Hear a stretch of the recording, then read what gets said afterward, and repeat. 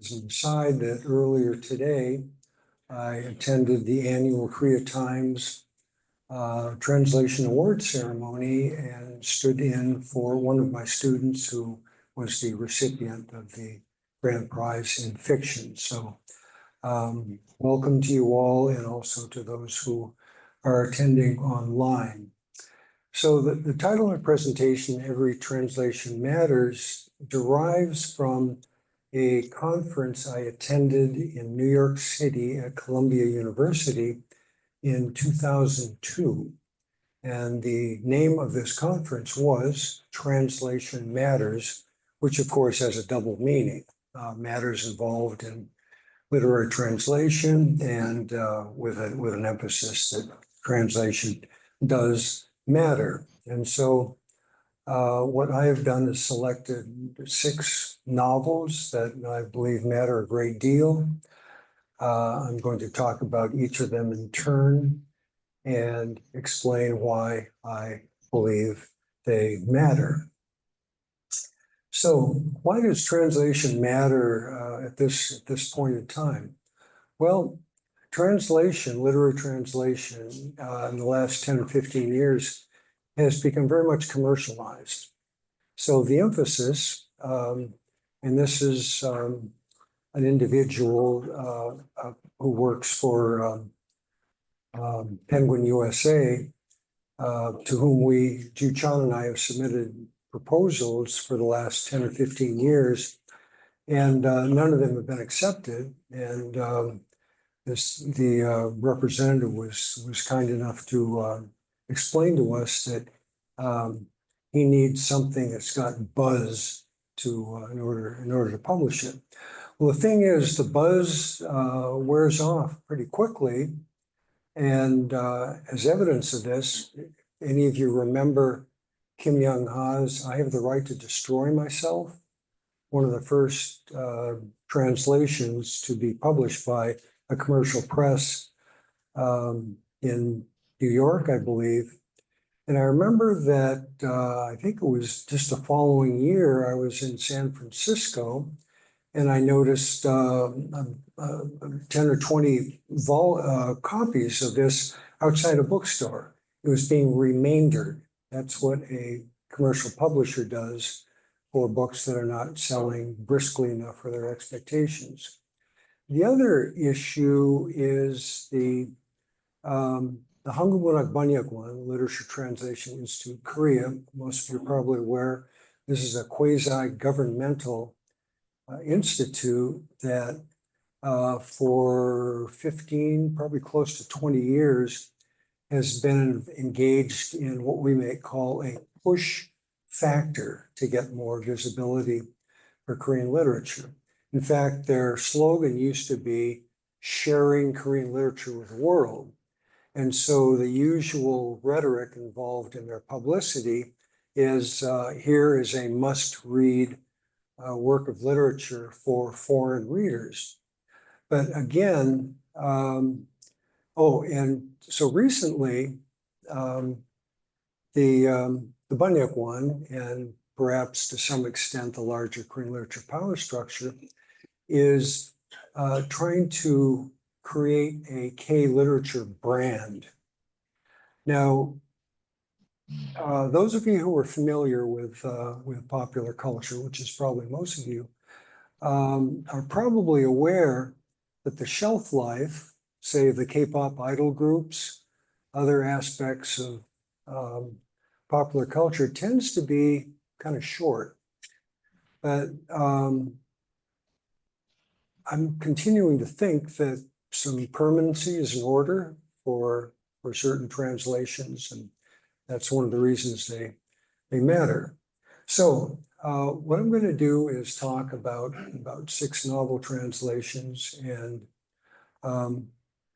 full confession, they're all translated by Cho Chångnae and myself, but I'm going to try to explain why I think they matter, and not just for the short term, but for the long run. And the very first one is Cho Chångnae's novel, hanŭnim was the original title. Most of you, if you know of Cho Chångnae, you probably know of him because of the three multi volume novels he published, starting with Taebaek Sunmek in the 1980s, and then following with two others, total of 32 volumes, I think 10, and 12. And I remember we did a reading from, I think it was a subsequent novel by Cho Chångnae called The Human Jungle.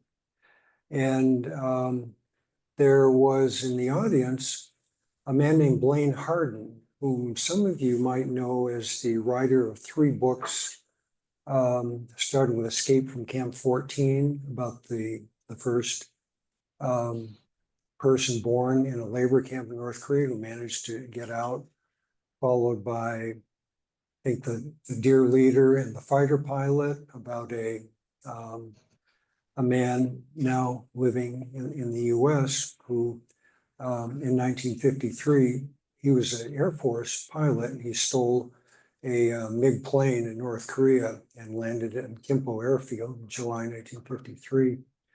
And then I think the third novel is called King of Spies.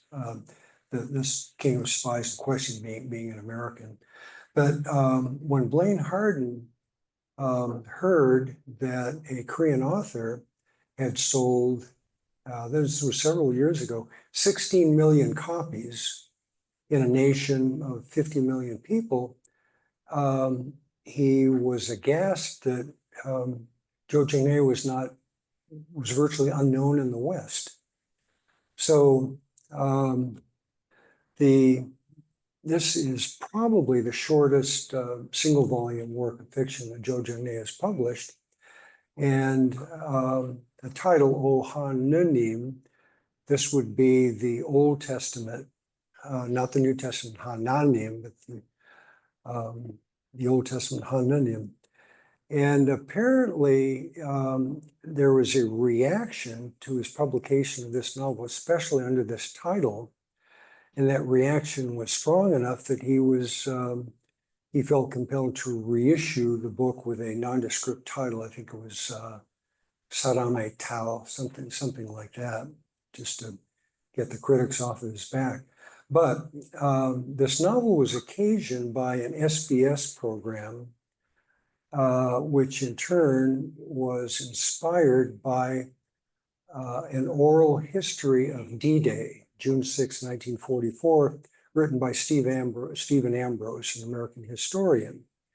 And I've read part of that book, and in the introduction, Stephen Ambrose talks about one of the more intriguing aspects of the landing of the American forces on the Normandy beaches in June 6, 1944. And that was the encountering of several soldiers who wore German Wehrmacht uniforms, but they had Asian features and they spoke a language nobody understood. So Cho Chångnae said, well, I'm going to figure out how they got there, and this is the novel. And how they got there was that during the colonial period, several young men were basically subject of pressure to join the Japanese Imperial Army, or they may have been manipulated with promises of a clerkship for a family member, which was very, very important to any self-respecting clan during the colonial period to get a foothold in the colonial administration. In the same way that back in Chosun, every self-respecting clan would make a son kind of forego his childhood so he could go to the local Soan and get the all-important gesel or rank in the Chosun bureaucracy. So anyway, they end up in a Japanese Imperial Army division that's been assigned to Mongolia.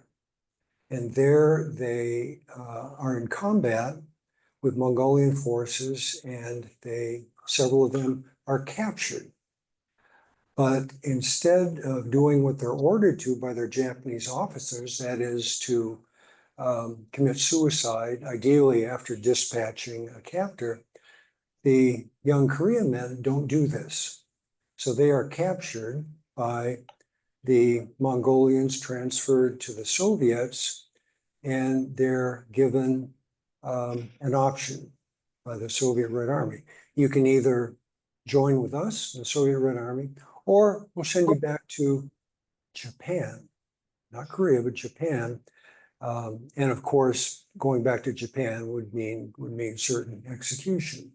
So they elect to join the Red Army, and a year and a half later, they are sent to Moscow, where there is a major battle with the Germans. Guess what? They're captured by the Germans. So they spend about a year and a half in a prisoner of war camp in Germany. They're starving, they're overworked, they're dying.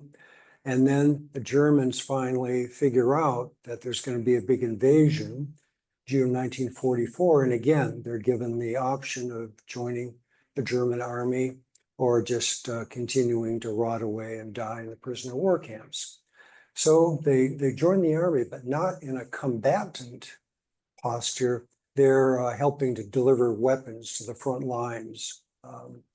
But even so, several of them are captured, this time by the Americans, and they're taken back to the US, where, goodness gracious, the prisoner of war camps are actually fit for human habitation. But then geopolitics step in again, and they are consolidated for a prisoner of war swap with Russia.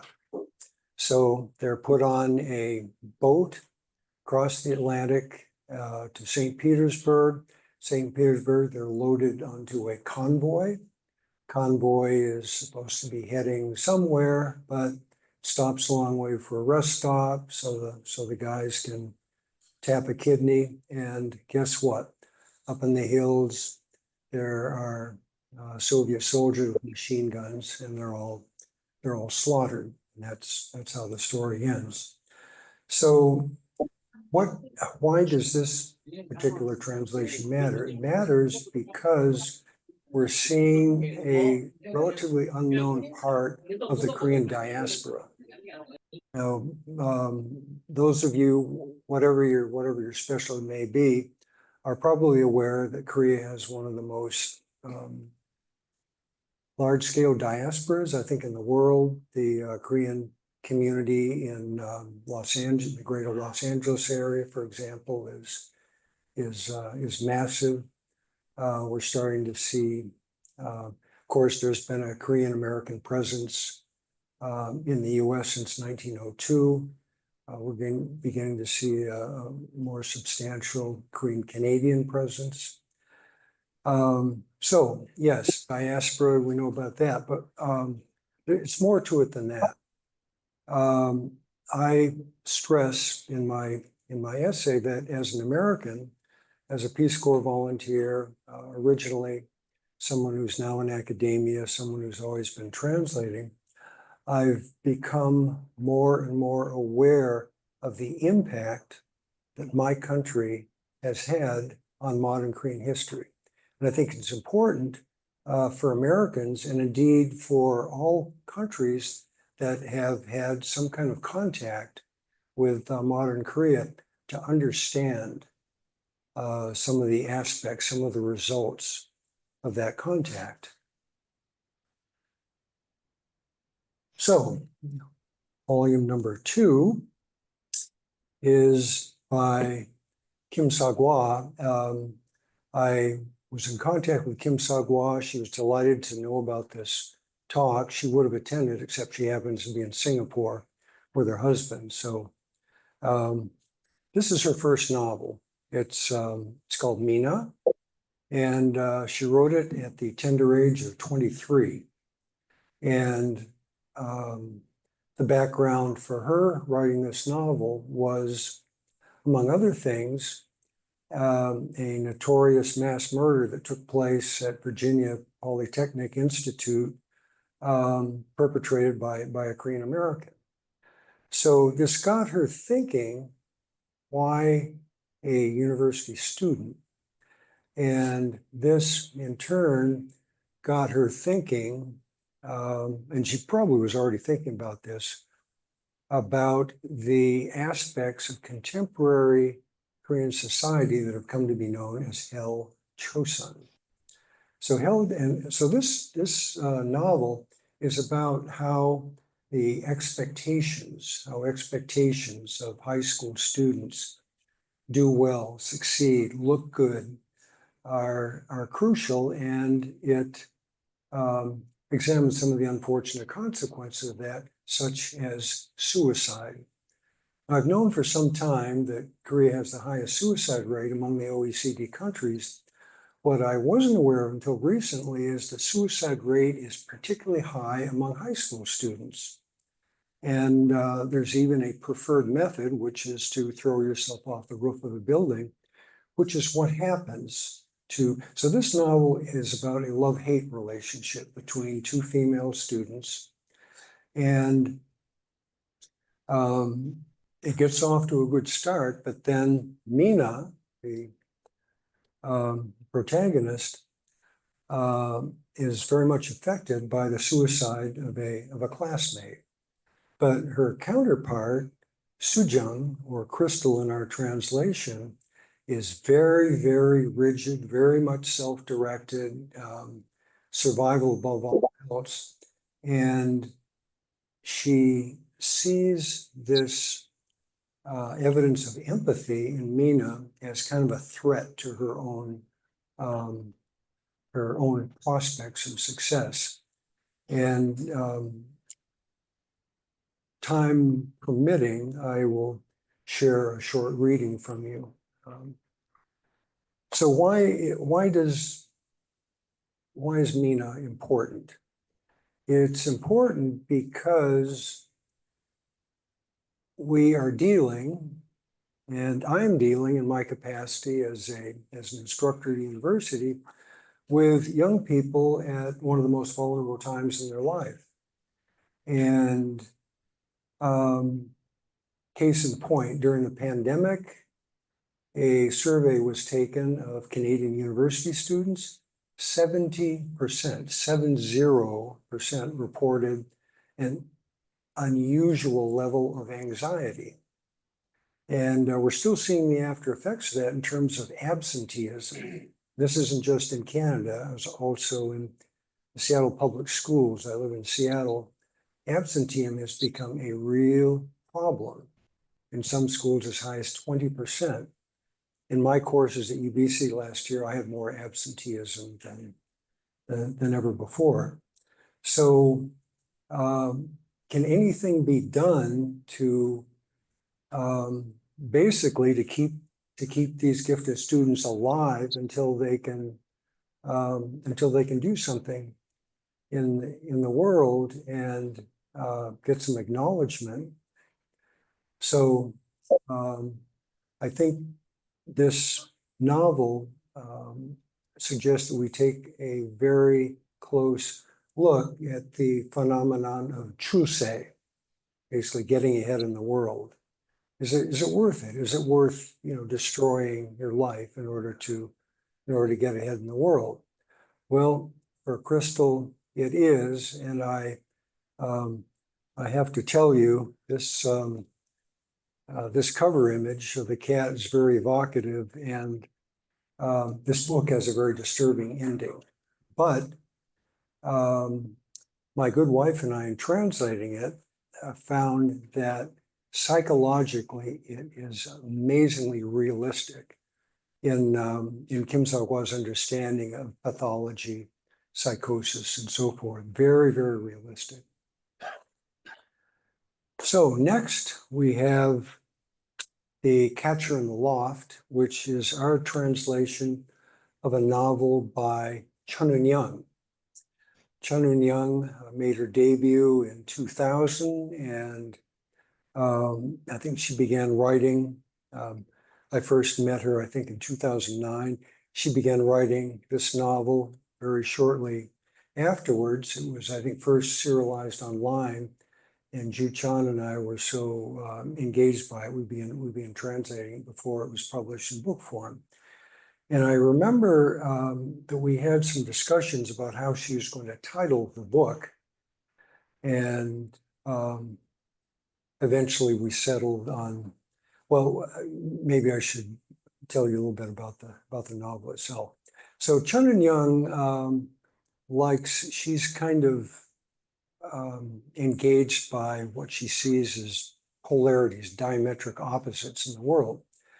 And what caught her attention and prompted this novel was the news that Lee Gun-an, whom some of you might remember as a torture operative in service of Jung Do-hwan. Do you remember Pak Jong-chul, right? Died under interrogation, euphemistically. The media were told that he had a pre-existing heart condition. No, he died under torture. And it took place under the supervision of Lee Gun-an, who of course blamed the rookies, the newbies, who weren't paying close enough attention. But he was told by one of his superiors, you need to get lost, just go somewhere, lose yourself until this blows over. Things hadn't quite blown over, but on a secret visit to his home, he was told by his good wife, how about this? We'll kind of shield you from the authorities. You can stay in a room that's in back of my myŏng show, my beauty salon. Well, guess who gets to take care of the guy while mom is out working? It's their daughter, son. And of course, the son, one of the meanings of the Sino-Korean word son is goodness, as opposed to ak, evil. So here's Sana. She's just started university, and now she has to kind of take care of her father, who's upstairs in the loft. So Chun and Young eventually decided on the title Saenggang, not as a individual's name, but for its kind of bittersweet to get in the kind of the good and evil stuff. But that didn't work for us, so we stole J.D. Salinger's title, The Catcher in the Rye. Remember that one, Catcher in the Rye? And we've got the Catcher in the Loft. And there are actually two catchers. There's the Lee Gun-an, who's catching Balgang-yi. And then there's the daughter, who is catching any potential authorities. The authorities do indeed visit one night, but they thankfully don't discover that their quarry is upstairs. But also, one of Lee Gun-an's traumatized victims is found out where he lives. And interestingly, Sana, the daughter, and this victim develop a relationship. Very interesting. So why does this translation matter? It matters because we are still dealing with the after effects of Korea's 30 years of military dictatorship and other catastrophes that have taken place involving massive loss of life. Okay, next up is Kim Soom's novel, hanŭnim, literally one person. In our translation, one left. This, believe it or not, this novel published, I think, in 2016, 2018 by Kim Soom, is the very first Korean novel to focus specifically on the so-called Day, the comfort women. There have been other stories, precious few works of Korean fiction that will refer to these women elliptically, parenthetically, There are a couple of, I think, Korean American novels that also mention them, but this is the first Korean novel to focus exclusively on these women, or girls, I like to think of them, because most of them were girls when they were taken away. More than 200,000 of them, by scholars' estimates. Some of them not yet physically mature. So Kim Soom did a lot of, she's very good at research. So what did she research? Well, starting back with Kim Hak-soon in 1991. Now think about this. 1945, the war is over. The women ideally are free, but scholars think only about 20% of them returned to Korea. And almost all of them never publicly reported what they had undergone. Kim Hak-soon was the first in 1991. Subsequently, I think slightly over 200 reported. A foundation was set up for them.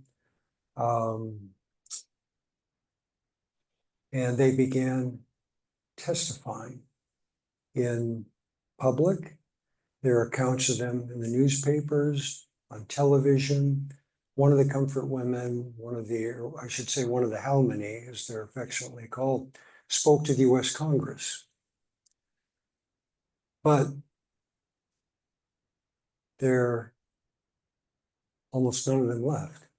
And so what Kim Soom has done, so through this research, she has details about the flashbacks that constitute the majority of this book.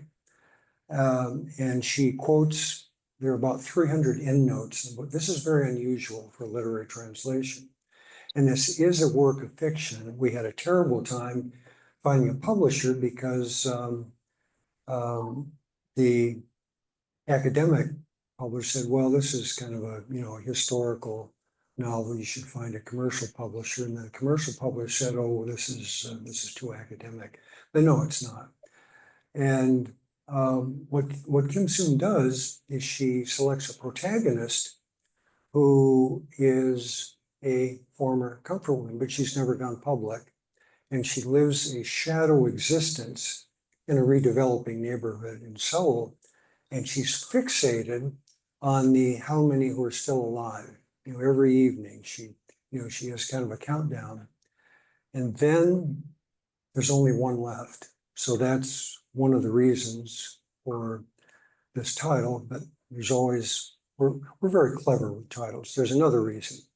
One left, hanŭnim, one person, but one person who left home. And what's brilliant about this is the ending of this book.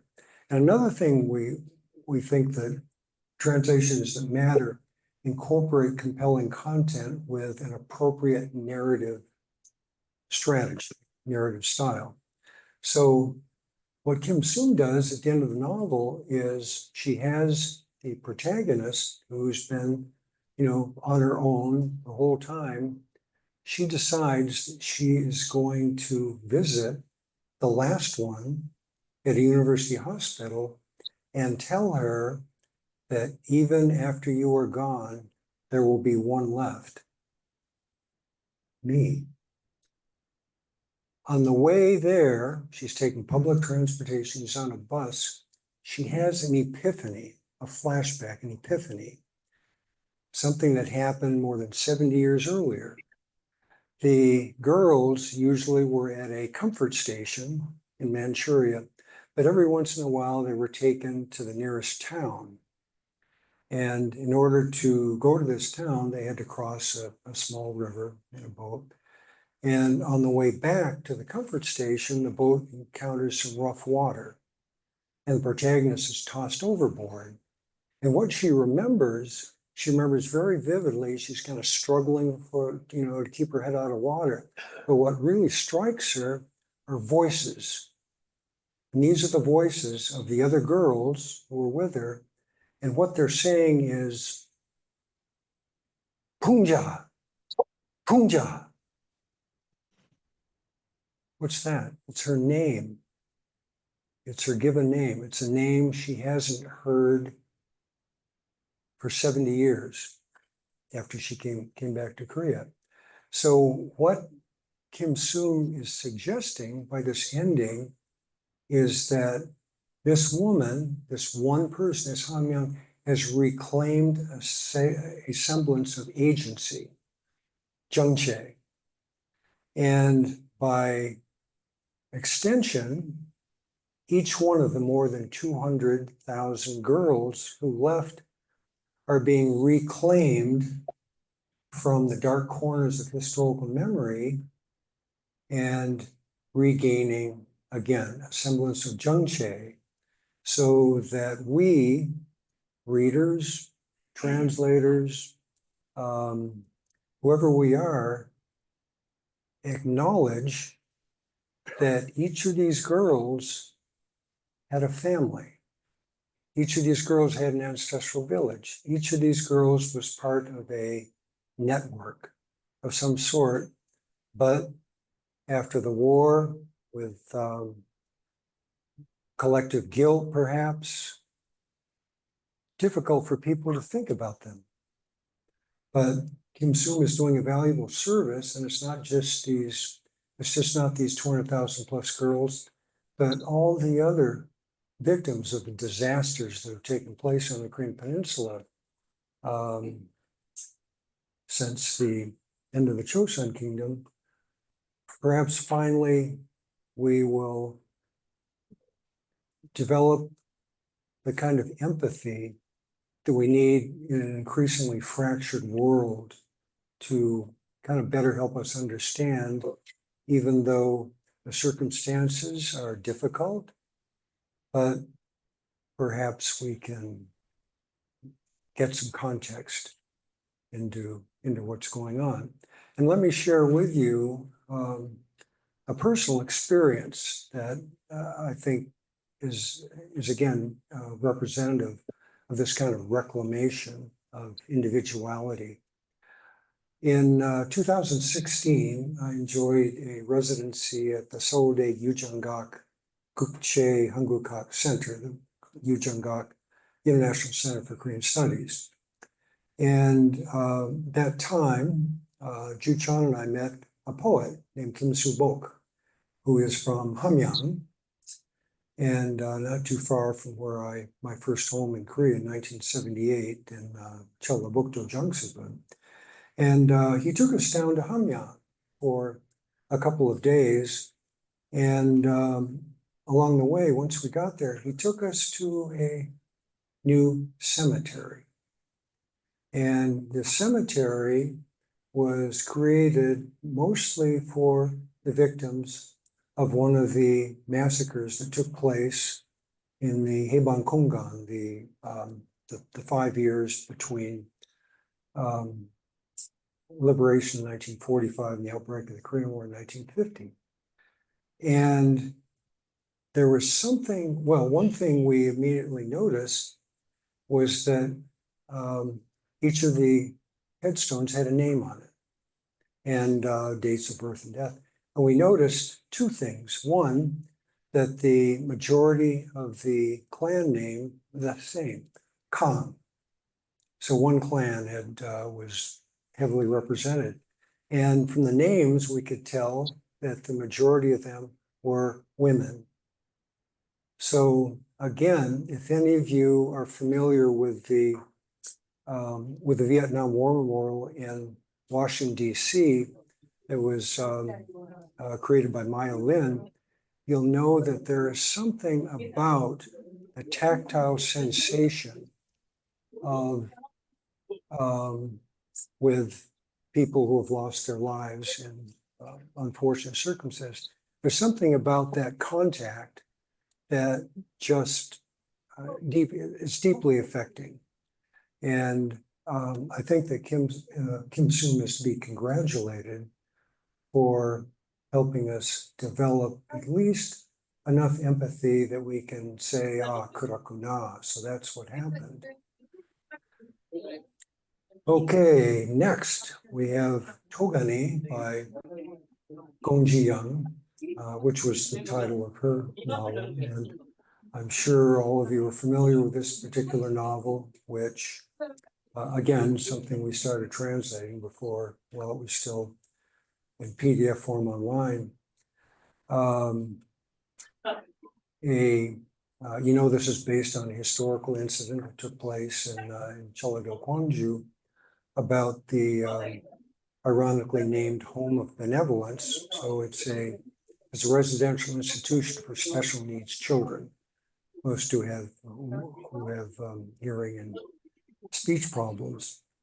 And there is a reign of sexual terror involving the twin brothers who were the sons of the founder. And the two brothers were ultimately brought to trial, but were basically given a slap on the wrist. I think they got suspended sentences. And so Gong Ji-young wrote the book. It was a modest success, but then the film came out. And she told us that the film is more explicit than the novel. And you know what happened next. The book came back, assumed bestseller status, and there was enough of a public outcry that the National Assembly strengthened the laws governing sexual abuse of minors, special needs children, and perhaps most importantly, eliminated the statute of limitations. So again, this is a translation working on behalf of social justice. And again, we have a very appropriate literary style. This novel can be read as a sete soso, a novel of manners. So those of you who are familiar with English fiction know that there are several British novels that examine the various constituents of society, class structure, power imbalances, and so forth. And in this novel, we see how the power structure of a moderately sized city, which in the novel is called Mujin, rather than Gwangju, Mujin, a very kind of a misty atmospheric. If any of you are familiar with Kim Sung-wook's classic story from the early 1960s, Mujin Giheng, you'll know that Gong Ji-young made good use of that place name. So in the city, Mujin, as it's named in the novel, the police come together, the city hall, provincial educational system, and a mega church, the church that was built on the founder of the Home of Benevolence. And they too are going through the rhetoric, oh, how could these two individuals be guilty of something so terrible about that? But there's another way in which this book and the translation matters, in that the hero of this novel is a disabled girl named Yeondu. And Yeondu is, she plays a guiding role in trying to help younger students. It's in this residential institute, both male and female. So the sexual abuse extends to both boys and girls.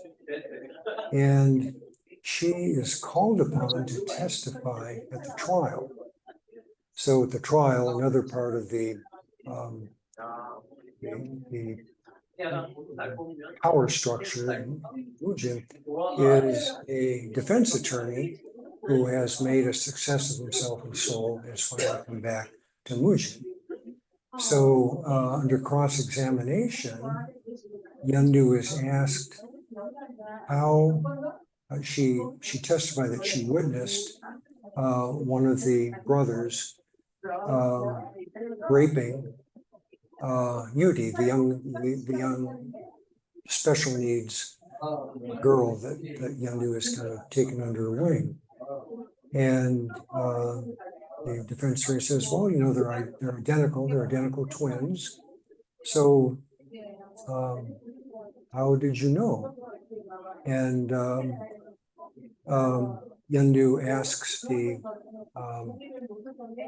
prosecutor and the judge if she can approach both of the defendants. And she goes up to each one of them and in sign language communicates something. Only one of the twins responds, and he glares in response. And then Yendu explains that the twin, the man that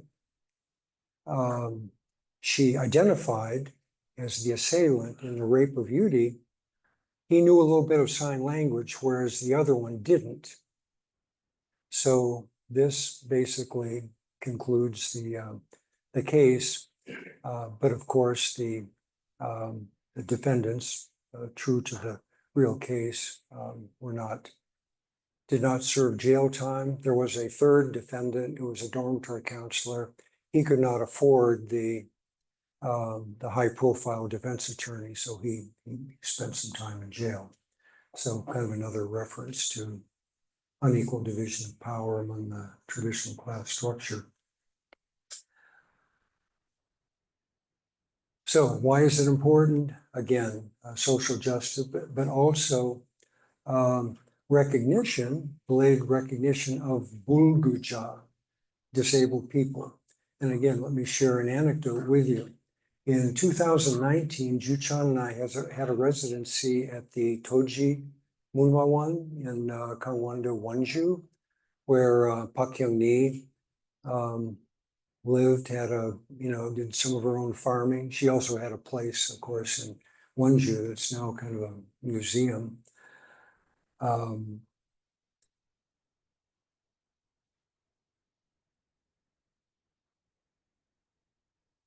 now I'm showing my dementia. I'm forgetting what I was going to say, but I'll come back to that. Last but not least, we have a novel that received a Mane Munak Daesang in, I think, 2004. And this novel was written by a North Korean writer, Såkchung. Såkchung happens to be the grandson of myŏng, who is best known for his 10-volume novel about a historical Chosun bandit named Im Gakjang. And again, an anecdote. This must have been 20 or 30 years ago. On one of my trips, I was checking out Kyobo bookstore, see what's new and out, and I noticed a new edition of Im Gakjang. So I opened it and I started reading it, and I said, "Wow, this guy is an amazing storyteller." I'd like to say that there are still a lot of amazing storytellers in Korea, but no, it's not the case. Most of the narratives you read these days are first-person narratives. And again, Cho Chångnae said Korean authors have forgotten they can no longer write a compelling third-person samminching, sasobangching, a third-person narrative. So I'd like to think that the grandson inherited his grandfather's storytelling abilities because his novel, a treatment of the iconic Giseng Hwang Chini, is just remarkable. The characterization, the detail, the research, historical research into Songdo, the city that Hwang Chini is supposedly brought up in. So I think all of you know the name Hwang Chini, but you may not be aware that there is no firsthand evidence that a person named Hwang Chini ever existed. That's it. There's no birth records. There's no hojuk. I'm not sure if we know where she's buried. Everything we know about her is secondhand. It comes from what's written about her.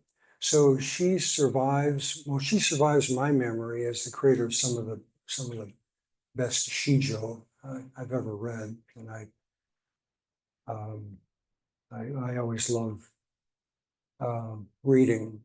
My favorite shijo by her is I always love reading it in both Korean and English. It's just wonderful. But she's probably better remembered historical memory for her liaisons with well-born men. So what Såkchung has done, it serves two purposes. Number one, and he apparently had the assistance of Kim Jong-il. Kim Jong-il suggested that he might break out of the cookie cutter socialist realist fiction mode that his father, Kim Il-sung, had adopted. And if any of you are interested in this, my mentor, friend, the late great Marshall Peale, wrote an essay back, oh gosh, I think in the 1970s, when he was still at Harvard, examining about several years worth of Cho Chångnae, which I think was the official North Korean literary journal, and I think he cataloged about 500 of these stories, and then one of them I got into an anthology that I edited with Professor Mina. It was published by Columbia University Press 20 years ago. So Kim Jong-il said, well, maybe it's time we, tried something a little bit different. And Hwang Chini is the result of that. And what made it, I think, acceptable to North Korean readership is that Chini, it's a very good coming of age story, but and it recognizes the difficulty she had as the daughter of a well-born man, but an entertaining woman mother. And those of you know that in this patrilineal society, there's an exception, especially for Chunmin, the people who don't fit into the traditional class structure. They inherit their mother's outcast status. And that's basically the situation of Chini. But what she does do is she develops a relationship with a commoner, a guy whose name is Nomi. So think about that, Nom, Chini and Nomi. And Nomi starts out as kind of a protector looking afterward, but they mature into a love relationship. We, Ju Chan and I have translated about a third of the novel, and we're at the point where it really gets steamy. So when we first came across this novel I think at a workshop at the University of Chicago more than 10 years ago, and learned that this novel is very, very unusual in several respects. One in which it's somewhat sexually explicit. But so what we have then is a coming of age story in which avoids the various stereotypes and reveals Chini as someone who is a master of her own destiny. So once it becomes known who her mother really is, then of course her relationship with the son of a well-born man is broken off immediately, and so she's basically on her own. So I'm going to, by way of conclusion. Oh my, it's almost an hour. Ooh. Okay, so by way of conclusion, I'm going to read the end of my essay. So what inspired the title, Every Translation Matters, is a quotation I came across from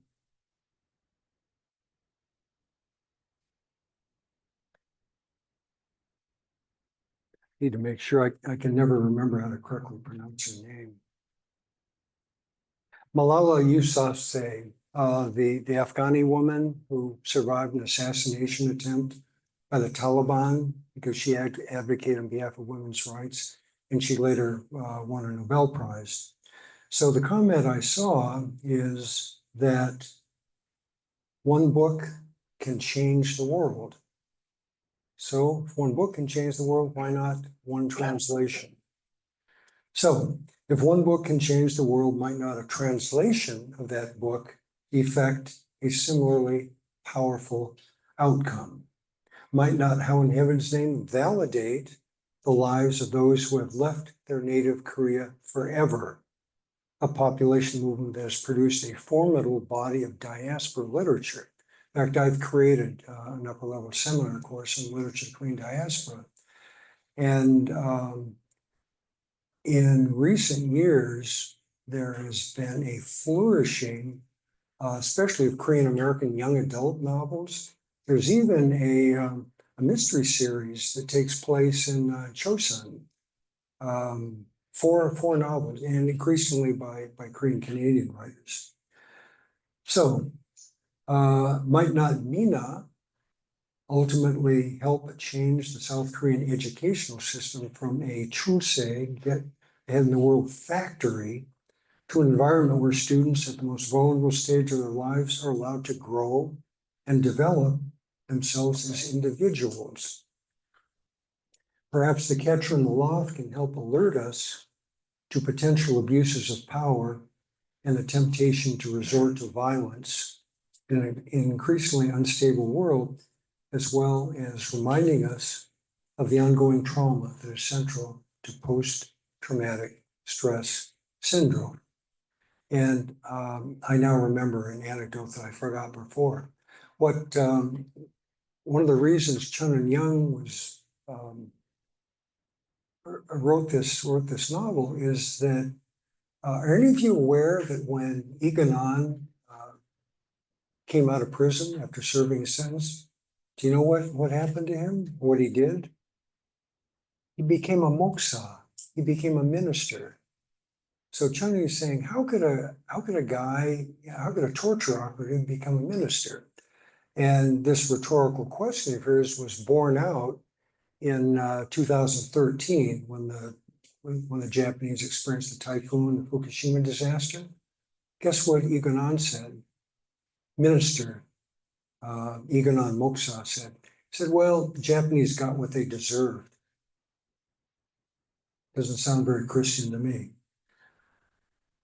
One Left asked us to retrieve more than 200,000 Korean girls from historical oblivion and restore to them the dignity of their identity as individuals.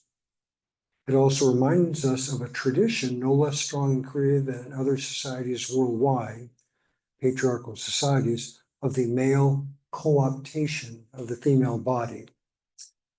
Togani has already demonstrated the power of literature to effect structural change in society. Might it also help a society used to concealing the disabled from public view to enable those individuals to lead constructive, stigma-free lives? This is a story I didn't discuss tonight, but finally, might Hwang Chini help to humanize an individual who has been both cultural icon and gender stereotype? If one book length translation matters in any of these ways, then perhaps we as literary translators will have taken a modest step toward investing world matters with more empathy and better insight. Thank you.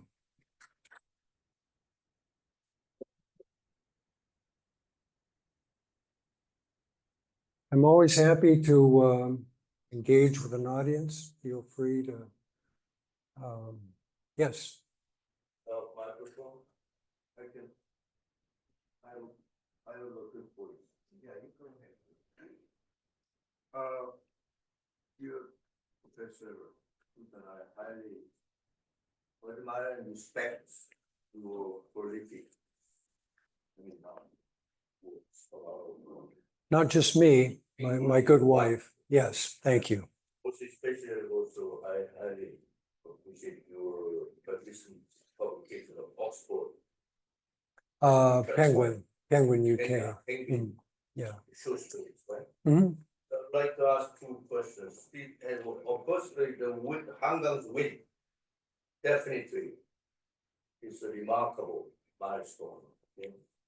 And also triumph in Korean literature.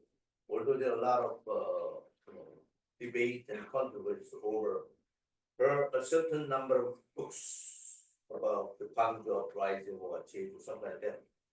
And I was really surprised. I'm not a devoted reader, but I'm a book collector. Mm. So I've read a couple of her books. I was really amazed to have found that the book, she has written over 20 books. 20 books. Who has? Hanga. Yeah. She's also very, very prolific writer. Two questions. When it comes, everybody's, talking about Nobel Prize, So I think there are so many literary awards in the world, including Canada, United States, of course, France, many countries. And the Toji Munwo one has a So I think very. we have many young. Of course, there are many. Proficient writers, including Hwang Chini or something like that. And what would you think about that kind of opportunities for us to get into that kind of a literary forward kind of area, not man book or doing book, something like that. So number two question, Nobel Prize examiners for the first 50 years, they never disclosed their names. Examiners. Why? So what is their criteria? Basically, it's a very hard question for you to answer. Well, yeah, let me try the second one first. I think you're. So we have a very painful and dark side of our history, of course. But why they are so concerned about that is that there are many young, brilliant writers these days, web novels, something like that. So I think that we should, accommodate our readers in Korea, first of all. So unfortunately, this newspaper said they don't read the books in Korea rated about 4 out of 10. They never read the books. It's shameful. Okay, just a second. Just give everybody a fair chance to ask questions, so I can send their question there, give them a chance to answer. Okay, thank God, I have 2 minutes. Okay, so let's start with number two first. You're right that readership of Korean literature has never been as low as it is now. And evidence for this in one of Cho Chångnae's recent novels, I think it's Chunyeon의 Chilmun, he cites a study that was done with Korean readers. The question is, how much time per week do you devote to written literature? That is books, paper. Average response, 27 minutes. 27 minutes. 27 minutes. Okay, let's think about something else. In an average year in Korea, the number of books published in average year in Korea, 60%, that's 60, are translations.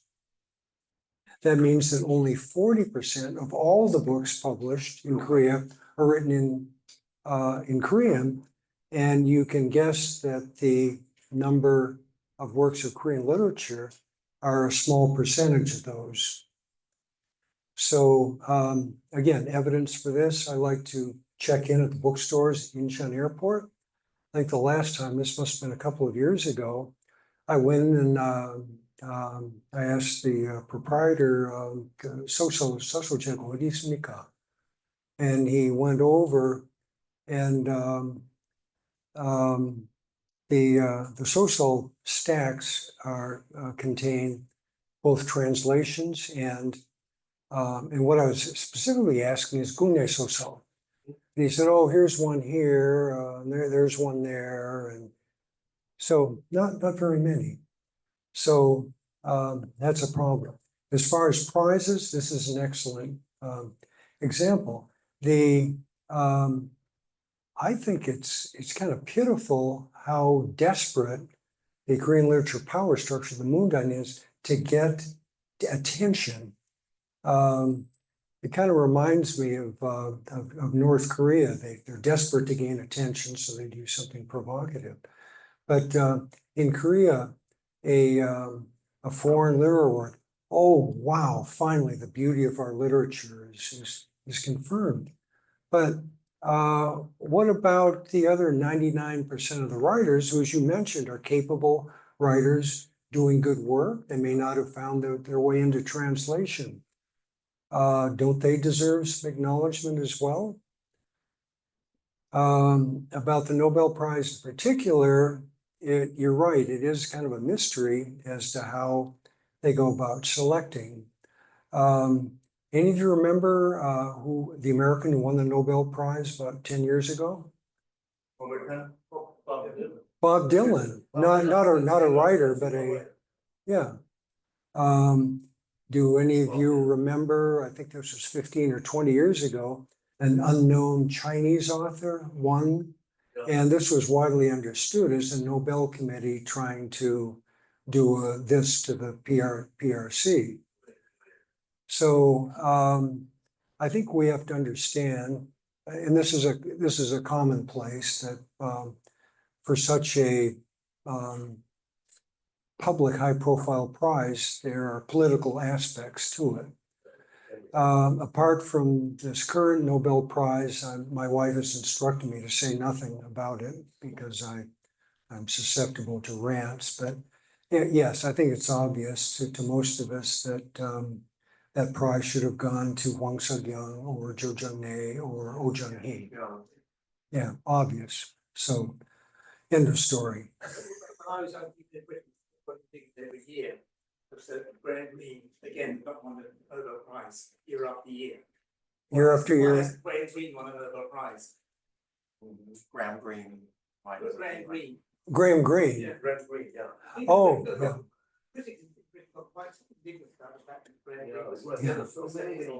Yeah, Our Man in Havana, right? Our Man in Havana, that's Graham Greene, right? Well, and half the national entity there. If I may ask a question, thank you for the wonderful talk, sir. Can a translation be bad? And if so, how does it matter? And can you think of any examples? You've got every translation matters, you've given great examples. Can it be done wrong? And if so, how does it manifest? Yeah, or anything we've done wrong? That's not my question. That's not my question. Well, different people have different ideas of what translation involves. Our goals are to, first of all, we don't operate on a Chungtak basis. So I talked about the euphemism commissioned, or more colloquially, why'd you translate that? Oh, somebody asked me to. No, we were very fortunate. We were introduced very early to Hwang Sun-won. Hwang Sun-won in turn recommended Oh Jung-hee and two other women writers. This was back in the 1980s. And we've since formed long, productive relationships with Oh Jung-hee and a couple of other writers as well. But our approach to translation has always been, we find something that engages us so much, we feel like we have to translate it and make it available to readers in the English language world. One of the benefits of getting involved with Hwang Sun-won at a very early age, and his short fiction was the subject of my dissertation at Seoul-dae in the 1990s, that we would like to think we developed a kind of a sensitivity to literary style, munche. Hwang Sun-won is toward the Kangyeolhan side of munche. That is, I think, our own preference as well, kind of, concise, no wasted words, good use of irony, good use of implication. We also We like, as I mentioned, an appropriate narrative style. And we are very much taken by writers we regard as superb storytellers. So those of you who attended my book talk in the Penguin Anthology on June 4th may remember that I ended it by reading from our translation of Kim Il-sun's Chimuge Mirehe. And the way that story starts is just so beautiful. She's setting us up to understand that we're reading a story by the spirit of the last speaker of a language that's become extinct. And it's just wonderful the way she starts this out, the description, it's just wonderful. So we have to be able to capture that and bring it alive in English. This is not to say we haven't made mistakes. I remember this was about 35 or 40 years ago. We were translating a story by Kang Seok-young, Bang. I don't know if any of you remember that. When it came out, when the book was thus titled, the book of fiction that came out in the mid-1980s, I think from Mina. It was their all-time best-selling work of fiction thus far. And we came across it. So this involves three sisters, and one of them makes a presence of shoe cream to her sister. So we were guilty of a practice I've often faulted other translators, so-called automatic translation. Oh, shoe cream. Okay, so this means shoe polish. No, it's whatever it is. It's the pastry, right? Yeah, what's it called in Korean? Shoe cream in Korean. It's yeah, it's a pastry. Yeah, but yeah, but what's the Korean term for it?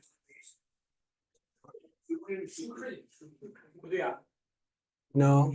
Oh gosh, don't get old and suffer cognitive decline. But we're always happy to have attention called to our mistranslations, or increasingly, you know, I'm 76 now. My good wife is going to be 70 on January 1st. An increasing challenge for us is what translators call register. That means the level of the narrative, say between colloquial and more formal. And this also, of course, affects speech.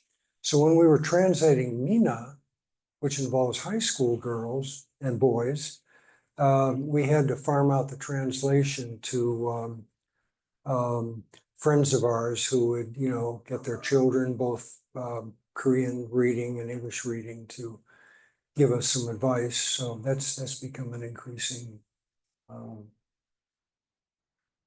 challenge as well. Yes. In translation, I think you have lots of challenges. Yeah. I know that you speak Korean very well. Pardon me? I know that you speak Korean very well. Yung kaman-kamanamnida. Yeah, you sometimes consult and cooperate with your wife in translating. Well, no, we don't. It's not consult and cooperate. We work as a team. So it's no. It's how do you overcome challenges such as linguistic nuance and also cultural context, different cultural context? very good. In Kim Il-sung's One Left, Yeah. One Left, you mentioned Myŏng 정신대, Mhm. and how do you translate 정신대 Myōng? Sexual servitude is what they're experiencing, or indentured. Okay, so if I were to, there's a reading that I do. One of the girls has died, and the girls do something very nice for her. But the Japanese woman who's in charge of the domestic part of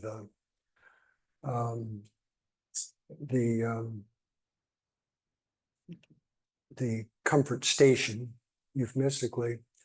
One of the girls is saying to the girl who ended up dying, but while she was still dying, why can't we send her home?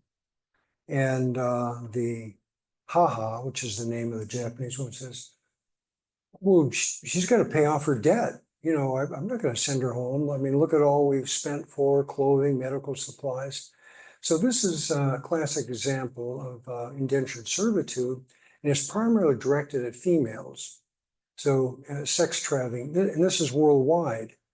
You can't get out of it because the pimps, the Gidung Sobang, have, you know, they're giving you a place to live, they feed you, and they want something back. So we are aware over the decades, and of course, my good wife, being female, can help me on this. But as far as cultural context, we learned very early on. In fact, I wrote an academic essay, and that's about 30 years ago. How do you translate cultural context that is implicit in the original? And of course, a lot of cultural matters are not going to be explicit in the Korean work because all the readers know about it. For example, drinking culture. You don't have to explain that, oh, I got to empty my glass before I can give it to somebody else and fill it up. We don't have to talk about, you know, sitting at low tables, eat a traditional meal. But if it deserves some kind of presence in the translation, then we do something a little fancy. I use a fancy word, interpolation, which we sneak a few words in to give context. So, for example, in one of our Aojanghi stories, there was a reference to an Un-yŏng. Anybody know what an Un-yång is? So I had to make that explicit. So so-and-so had one of the ornamental ceremonial knives that used to be worn by Chosun women as a symbol of their willingness to defend themselves if they were experiencing some poking. And then another story, another sentence from Aojanghi. This is from her story Tonnio, which I think was a Tongin Munaksang Susam Japun about 40 years ago. This is this involves a boy who I think he ended up dying under mysterious circumstances during the years of student activism. But there's a description of him one day flying out of the house with his hair looking like a nighthawk or something like that, and something or other. And we had to, again, sneak into the text the knowledge that high school boys, back at that time anyway, wear their hair very, very, very closely cropped. And I have a good friend who occasionally will read over drafts of our translation. He said, yeah, what's up with the, why is the author mentioning this, something about his hair? So the principle that I always tell my students is that you have to be able, in some cases, to make what is implicit in the Korean explicit in the translation. But there are also cases what's explicit in the Korean can be made implicit in the translation. And this is some of our less, shall we say, skillful writers. We've found stories that where several instances are possible. But very good question. Thank you. We have a few more minutes. Anybody else who think of their questions, ask and answer in 3 minutes? Wow. You've had your turn, so. Question about AI. Do you think it'll change the translating? Oh God. No, I'm really scared about that. And a good friend, translator, creative writer, Hwang Chini, who recently a collection of his translations of I Chang-dong, the young Wakam-do, who was also in Såkchung, have just come out from Penguin, USA.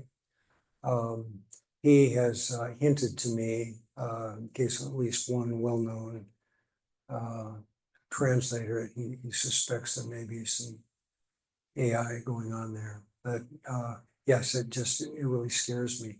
And I had a student in my